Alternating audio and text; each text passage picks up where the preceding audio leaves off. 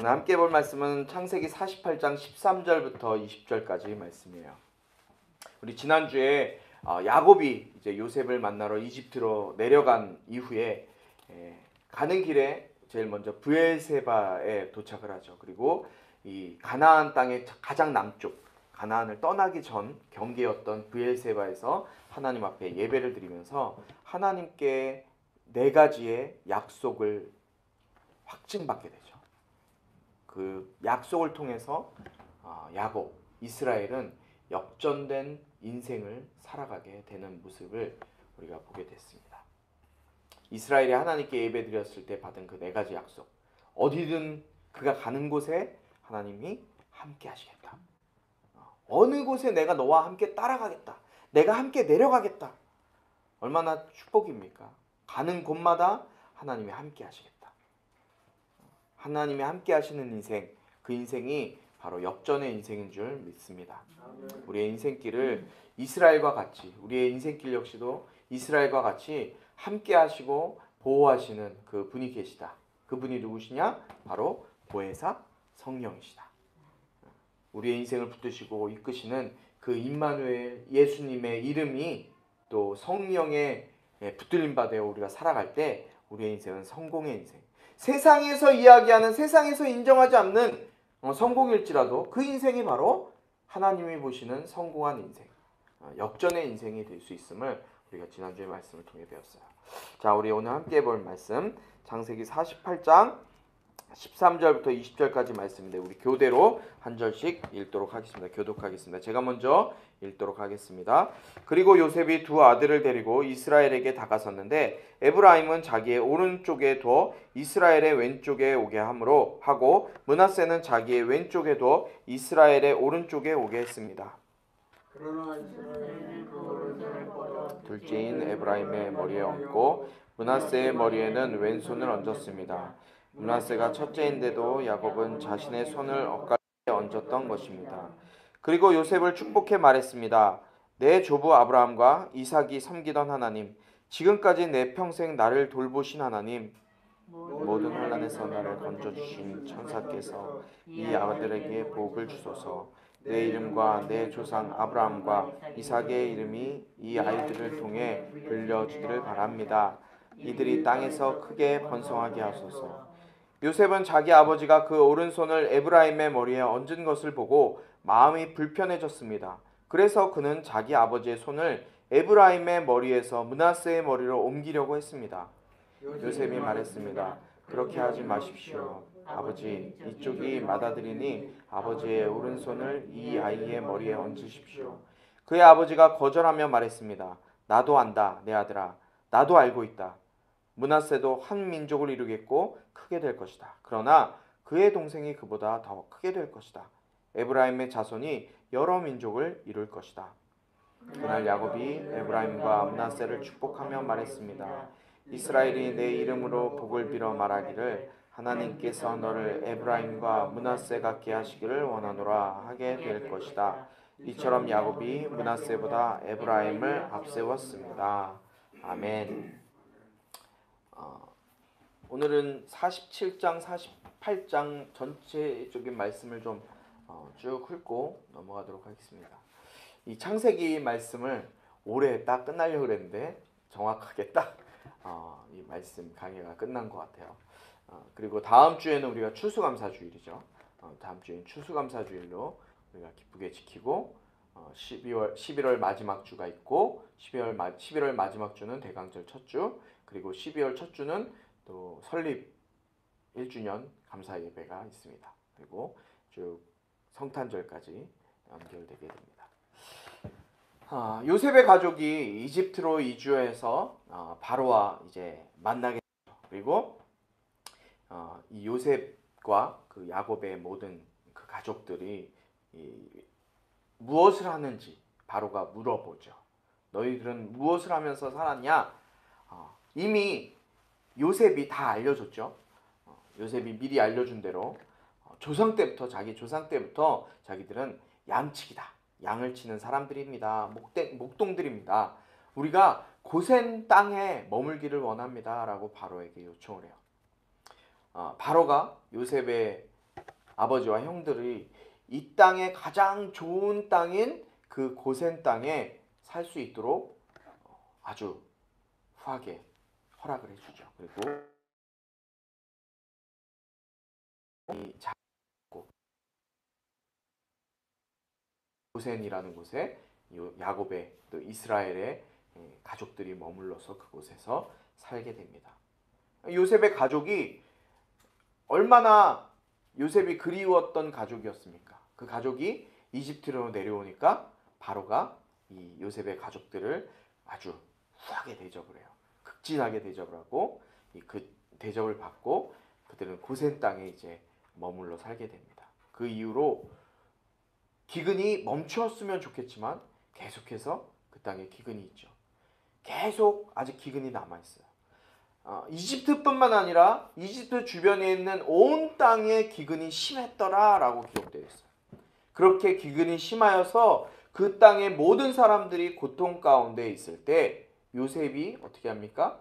자기가 말한 대로 그 곡식을 비축해 두었던 그 곡식을 그 사람들에게 팔아서 이집트 땅뿐만 아니라 가나안 땅에 있는 모든 돈과 그 땅을 모두 다 사들여 버려요. 얼마나 지혜로운지 요셉이. 그리고 그 땅을 자기가 갖는 게 아니라 요셉이 오늘 성경에 기록된 거 보면 어떻게 합니까? 그 땅 중에 얼마를 빼서 자기 주머니를 채우는 것이 아니라 다 자기의 주인이었던 그 바로의 소유가 되게 만드는 거예요.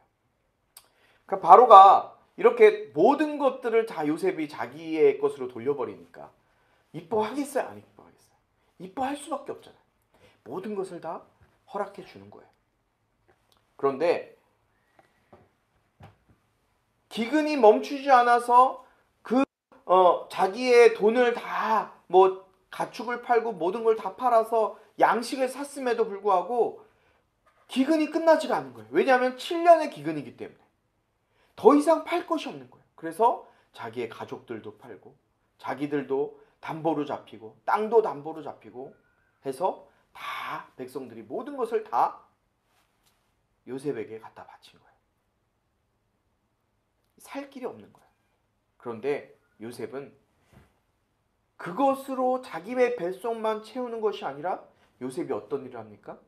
백성들 또한 살 수 있도록 곡식도 나누어 주고 어떻게 해서 백성도 살고 나라도 살지 방법을 백성들에게 알려주고 그 자기에게 곡식을 얻으러 온 사람들에게 그 방법을 다 전수해 주는 거예요. 곡식을 심으면 많이 나지 않잖아요. 기근이 있기 때문에, 흉년이 들었기 때문에 얼마 되지 않으니까 자기에게 낼 세금도 그만큼 적게 내고 더 많은 것들, 당신들이 먹을 수 있는 더 많은 것들을 가져가십시오 하면서 요셉이 자기만 배부르는 것이 아니라 백성들까지도 살릴 방법을 모색해서 사는 방법까지 알려주는 이 모습이 바로 47장까지 요셉이 했던 모습이에요. 여러분, 요셉의 이 모습을 보면서 지금의 우리나라뿐만 아니라 지금 현대를 살아가고 있는 사람들의 모습과 너무나 비교되는 걸 볼 수가 있죠. 하나님 앞에 쓰임받는 사람, 하나님의 영에 감동된 사람은 달라도 뭔가 달라요. 자기의 뱃속, 자기만 잘 살기 위해서 자기의 뱃속만 채우는 것이 아니라 힘들고 어려운 사람들, 정말 도움이 필요한 사람들의 필요를 채워줄 줄 아는 사람이 바로 하나님의 영에 감동된 사람, 성령의 붙들림만 받은 사람임을 우리는 요셉의 모습을 통해서 47장의 말씀을 통해서 볼 수가 있는 거예요. 그러면서 48장에 야곱이 이제 이스라엘이 이집트 땅에서 17년을 더 살게 돼요. 그래서 그의 나이가 147세가 되었어요. 147세가 되니까 이스라엘이 몸이 많이 쇠약해졌죠. 살 날이 얼마 남지 않았음을 이제 듣게 됩니다. 요셉이 그 소식을 듣게 돼요. 그래서 요셉이 자기의 두 아들이었던 므낫세와 에브라임을 데리고 아버지 이스라엘을 찾아가서 병문안을 하게 됩니다. 그리고 자기의 사랑하는 아들 요셉 그리고 손자 둘이 왔다는 소식을 듣고 이스라엘이 마지막 힘을 내서 요셉의 두 아들인 므낫세와 에브라임을 자신의 아들과 같이, 그러니까 자신의 가문에 학렬이라는 게 있잖아요.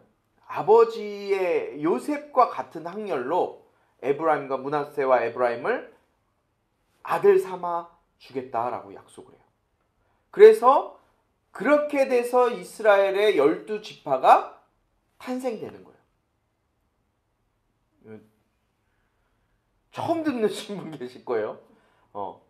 이스라엘의 12지파는 야곱의 아들만이 아니라 요셉의 아들이었지만 요셉의 아들이 야곱의 양아들처럼 되기 때문에, 아들 삼았기 때문에 요셉의 므낫세와 에브라임 지파가 생기는 거예요. 그리고 야곱의 셋째 아들이었던 레위는 하나님께서 레위 지파라는 특별한 하나님을 예배하는 지파로 따로 불러 세우셨기 때문에 야곱의 10명의 아들과 요셉이 빠지죠. 거기서 마지막 베냐민까지 마지막 아들, 그리고 요셉의 두 아들이었던 아들인 에브라임과 므낫세 해갖고 12개의 지파로 이스라엘이 탄생되게 돼요. 그리고 이스라엘이 자기의 두 아들 에브라임과 므낫세를 손자이지만 그들을 축복해서 자기의 친아들처럼 그렇게 높여준 다음에 그들에게 축복 기도를 해주죠. 자, 이스라엘이 두 손자를 불러요. 이리 와라, 내 앞으로 와라. 그리고 축복을 해줘요. 그런데 요셉이 머리를 썼어요. 첫째 아들이 누구예요? 므낫세. 요셉의 첫째 아들 므낫세. 첫째 아들이 야곱으로부터, 아버지 이스라엘로부터 축복을 받을 때 오른손에 축복을 받게 하기 위해서 요셉이 머리를 써서 므낫세를 자기의, 이렇게 보게 되죠, 왼편에 딱 세웁니다. 이쪽에. 그리고 에브라임을 오른쪽에 세워요. 그러니까 야곱이 볼 때는 이쪽이 므낫세, 이쪽이 에브라임, 이렇게 되겠죠. 자, 그런데 이스라엘이 손을 얹어서 축복할 때 아버지 이스라엘이 손을 어긋나게 해서 축복하는 거예요. 오른손, 우리가 성경에 보면 오른손에 대한 말씀들이 많이 기록되어 있잖아요. 하나님의 오른손이 우리를 붙든다라는 말씀도 있고, 오른손은 무엇을 의미하냐면 바로 축복을 의미해요. 이스라엘에게 이 오른손은 아주 특별한 의미예요. 오른손은 능력과 권세를 뜻하고 하나님의 축복을 상징해요. 그렇기 때문에 요셉이 장자인 므낫세가 아버지의 오른손의 축복을 받는 것이 마땅하다고 여겼던 거예요. 그래서 자기 왼쪽에 놓고 아버지가 오른손으로 축복하기를 원했는데 아버지 이스라엘이 손을 엇갈려서 축복하고 있는 거예요. 자, 이렇게 엇갈려서 축복하고 있는 아버지를 보니까 요셉의 마음이 어땠을까요? 요셉의 마음이 불편한 거예요. 18절 말씀 볼까요? 18절에 보니까 이렇게 합니다. 요셉이 불편해서 말해요. 요셉이 말했습니다. 그렇게 하지 마십시오. 아버지, 이쪽이 맏아들이니 아버지의 오른손을 이 아이의 머리에 얹으십시오. 라고 얘기를 해요. 그랬더니 아버지가 뭐라고 말씀하세요? 19절에 함께 읽습니다. 시작. 그의 아버지가 거절하며 말했습니다. 나도 안다 내 아들아. 나도 알고 있다. 므낫세도 한 어른이겠고 그렇게 될 것이다. 그러나 그의 동생이 그보다 더 크게 될 것이며 에브라임의 자손이 여름이 동물일 것이다. 아멘. 이스라엘이 몰라서 잘못해서 실수해서 손을 엇갈려서 축복한 것이 아니라는 거예요. 그럼 무슨 뜻일까요? 아까 제가 말씀드렸어요. 히브리인들에게 이 오른손은 굉장히 특별한 의미예요. 오른손은 능력과 권능과 하나님의 축복을 상징하기 때문에 굉장히 중요한 거라고요. 그러나 아버지 이스라엘은 자신의 의지가 아니라 하나님께서 계획하시고 하나님께서 준비하시는 일에 대한 어떤 영적인 분별력을 가지고 지금 그 일을 행하고 있었다는 거예요. 그의 인생의 마지막에 하나님의 특별한 섭리, 하나님의 계획된 특별한 그 섭리를 볼 줄 아는 이 영안이 야곱에게, 이스라엘에게 열려지고 있는 거예요. 육신적인 눈으로 보면 당연히 그냥 오른손을 오른쪽에 축복하고 왼손을 왼쪽에 축복하는 게 맞잖아요.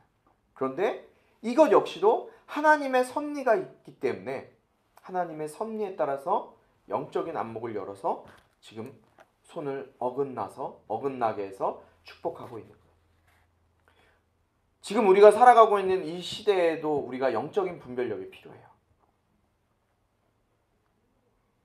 지금 우리가 살아가고 있는 이 시대는 더욱더 영적인 분별력이 없고 시대를 볼 수 있는 눈인도 없는 그런 그리스도인들이 너무나 많이 있다는 거죠. 눈이 있어도 보지 못하고 귀가 있어도 듣지 못하는 영적인 장님, 영적인 귀머리거리들이 가득한 시대가 바로 지금 우리가 이 시대, 살아가고 있는 이 시대예요. 그런 자들이 너무나 많이 있어요. 말씀을 듣지만 깨닫지도 못하고 교회는 다니고 있지만 내가 왜 교회를 다니고 있는지, 나의 앞으로의 인생이 어떤 인생일지, 나의 앞으로의 삶은 무엇을 바라보며 무엇을 의지하며 어떤 삶을 살아가야 될지도 모른 채 습관적으로 그냥 교회 나오는 교인들이 얼마나 많이 있습니까? 오늘 우리에게 먼저 영적인 분별력과 영적인 안목이 생기길 주님의 이름으로 축복합니다. 아멘. 어떻게 그럼 영적인 분별력, 영적인 안목이 생길 수가 있을까요? 어떻게? 정답은 우리가 지난주에 봤던 말씀 가운데 있어요. 지난주 말씀과 같이 요한복음 14장 26절, 우리 다 아는 말씀이죠. 함께 읽습니다. 시작.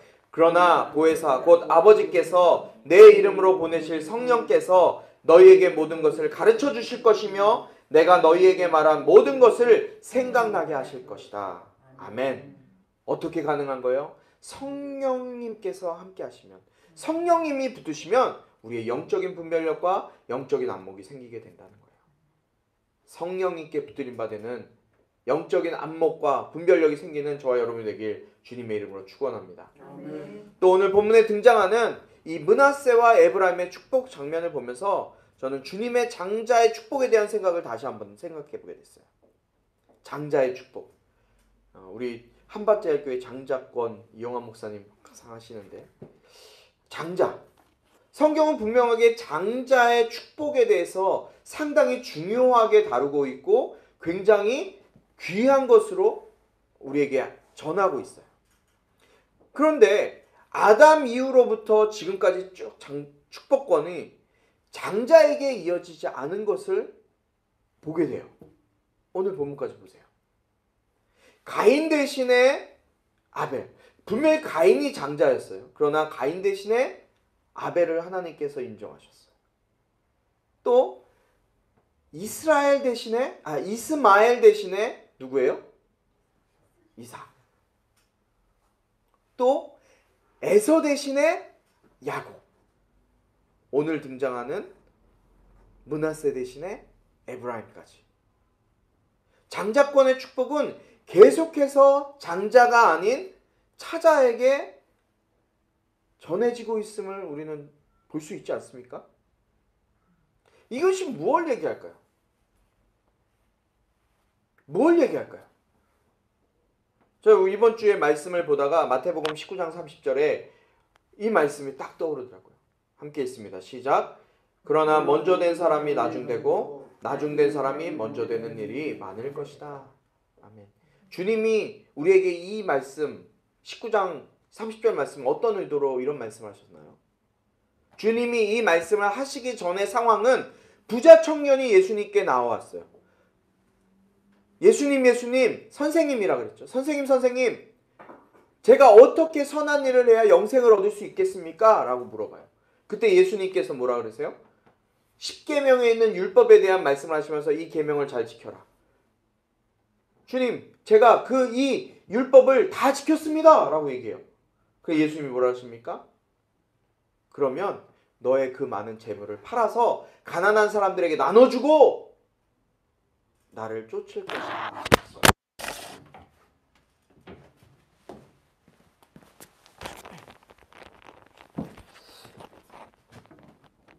여기서 중요한 건 가난한 사람들에게 자기의 재산을 팔아서 나눠주는 것이 중요한 것이 아니라 그걸 팔고 나를 쫓아라 라는 말씀이에요. 그러나 이 청년이 어떻게 했습니까? 예수님께서 그 재산을 팔으라 그리고 나를 쫓아라 라는 말을 듣고 심히 걱정하며 한숨을 푹 쉬고 그냥 돌아갔어요. 그러면서 예수님께서 말씀하시죠. 부자가 천국에 들어가는 것이 얼마나 어려운 줄 아느냐? 왜요? 예수님을 쫓는 것과 재물이 같은 동등한 위치라는 거예요. 여러분, 이거 얼마나 큰 사건인 줄 아십니까? 하나님이 물질과 동등한 위치라는 거예요. 우리의 마음이 그렇다는 거예요.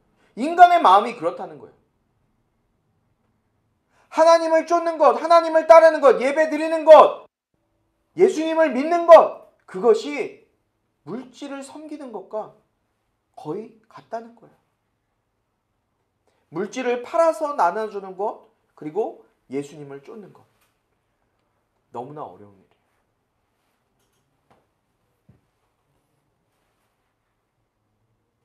신앙의 횟수가 오래됐다고 중요한 것이 아니죠.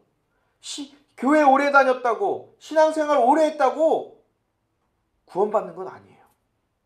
물론 먼저 된 자들이 예수님 믿고 예수를 만난 그것이 너무나 큰 축복이에요. 그러나 그 기쁨에 머물러서 실제 우리의 삶을 정말 먼저 된 자의 삶을 살아가고 있는가? 우리가 정말 먼저 된 자의 삶을 살아내고 있는가? 우리는 우리 스스로에게 자문해 보아야 될 것이에요. 여러분, 장자의 축복권은 너무나 중요하고 의미하는 바가 커요. 그러나 주님은 그 축복권을 순서에 의해서 허락하신 것이 아니라 그분의 언약, 그분의 약속 안에 쓰임받을 만한 자에게 하나님께서 허락하셨다는 거예요. 그 쓰임받을 만한 자는 누굽니까? 내 모든 것을 버려서라도 주님을 따르는 자. 물질이 중요하지만, 우리가 삶을 살아가는데 물질이 중요하지만 이 물질과 하나님을 동등된 곳으로 여기지 아니하고 하나님을 따르는 자, 예수님을 쫓는 자. 교회 안에도 주님을 믿지만, 교회는 다니고 있지만 하늘나라에 소망을 두지 않고 오직 이 세상에 소망을 두고 어떻게 하면 잘 살게 될까? 어떻게 하면 더 좋은 차 탈까? 어떻게 하면 더 좋은 화장실 2개 있는 집에 살까? 어떻게 하면 더 많은 돈을 벌 수 있을까? 그것에만 온 마음이 빼앗기고 있다면 우리가 부자 청년과 무엇이 다를 수 있겠습니까? 오늘 말씀을 듣는 저와 여러분 모두는 언젠가는 끝나 사라져버릴 이 땅에서는 화려하게 살 수는 있겠지만 그냥 이 땅에서 눈에 보여지는 것에 모든 것을 다 걸고 화려한 인생을 꿈꾸며 사는 인생이 아니라 정말 영적인 분별력을 가지고 주님을 위해 어떻게 하면 내가 쓰임받을까? 어떻게 하면 내가 주님을 기쁘시게 할까? 어떻게 하면 나를 통해서 하나님께서 쓰시도록 나를 내어드릴까? 어떻게 하면 쓰임받을까? 어떻게 하면 하나님 나라와 교회를 위해 내가 어떻게 살까?